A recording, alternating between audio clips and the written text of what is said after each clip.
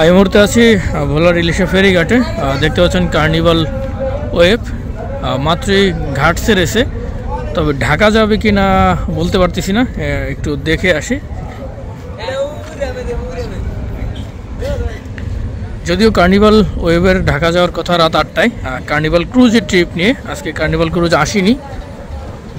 সম্ভবত ফেরিটি এখন বিশ্রামে যাচ্ছে, রাত 8টায় ছেড়ে যাবে।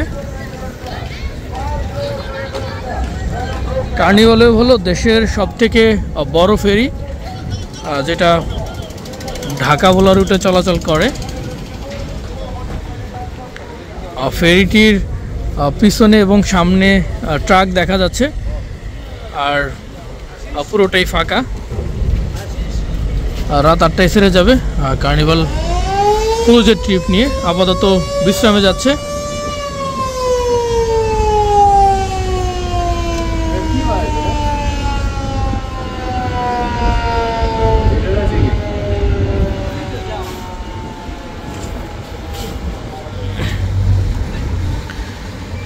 বেগম রোকেয়া এই ফেরিটি যাচ্ছে ভোলা থেকে লক্ষ্মীপুরের উদ্দেশ্যে। বেশ ভালো গাড়ি নিয়েছে দেখা যাচ্ছে।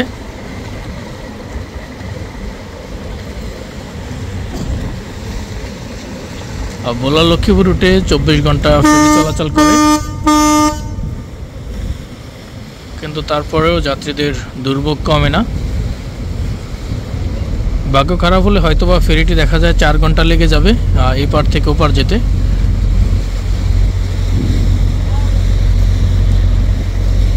আর যদি ভাগ্য ভালো থাকে তাহলে 2 ঘন্টার ভিতরেই চলে যাবে।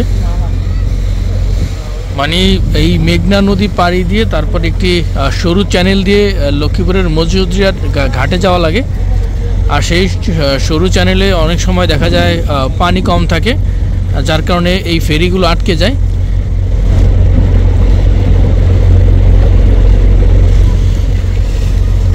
আর এখানে ফেরি আরেকটি আছে, ফেরি কাবেরী। এই ফেরিটি খালি, এই ফেরিটি এখন ঘাট করবে। ঘাট করার পরে লোড হলে তারপর আবার ছেড়ে চলে যাবে। ফেরির নির্দিষ্ট কোনো শিডিউল নেই। আপনারা অনেকে জিজ্ঞেস করেন ফেরির শিডিউল দেওয়ার জন্য। নির্দিষ্ট কোনো শিডিউল নেই, যখনই লোড হয় তখনই ছেড়ে যায়।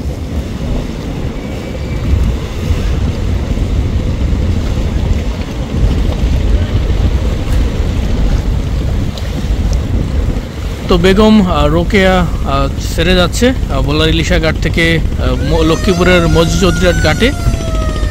আর এই ফেরি কাবেরী এটা এখন ঘাট করবে এখানে। আর লক্ষ্মীপুর থেকে মাত্রই আসছে অপরাজিতা লঞ্চ, যাত্রী খুবই কম।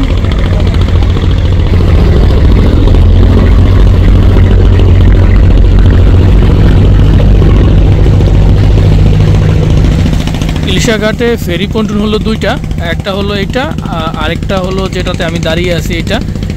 এই 2টা হলো ফেরি পন্টুন।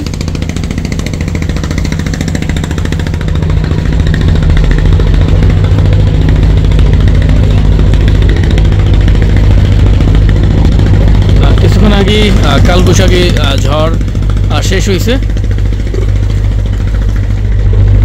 আর এই পাশে আরেকটি ফেরি দেখতে পাচ্ছেন, এটা হলো কার্নিভাল ওয়েভ, যেটা ঢাকা ভোলা রুটে চলাচল করে। এই ফেরিটি আজকে সকাল 8টার দিকে ছেড়ে আসছে, দুপুর 2টার সম্ভবত 1টা থেকে 2টার ভিতরে চলে আসছে।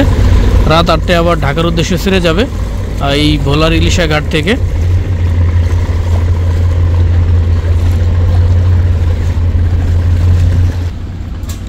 আর এটা হলো আরেকটা ফেরি পন্টুন। ইলিশা ঘাটে এই 2টা ফেরি পন্টুন আছে মাত্র। আর কার্নিভাল ক্রুজের জন্য আরেকটা পন্টুন আনা হয়েছে, তবে সেটা এখনও ভালোভাবে বসানো হয়নি। মানে সেটা দিয়ে গাড়ি লোড আনলোড হতে পারে না।